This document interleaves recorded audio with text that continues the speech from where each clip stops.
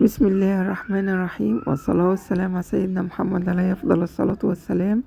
جاية لكم النهاردة باللون الأسمر الأسود زي ما بتقولوا عليه، ملك الموضة زي ما بيقولوا، أو ملك الألوان. اللون الأسود شيك جدا. جاية لكم بالقماش اللي هو قطيفة مع شيفون، المزخرف اللي انتوا شايفينه دوت. يا رب يعجبكم.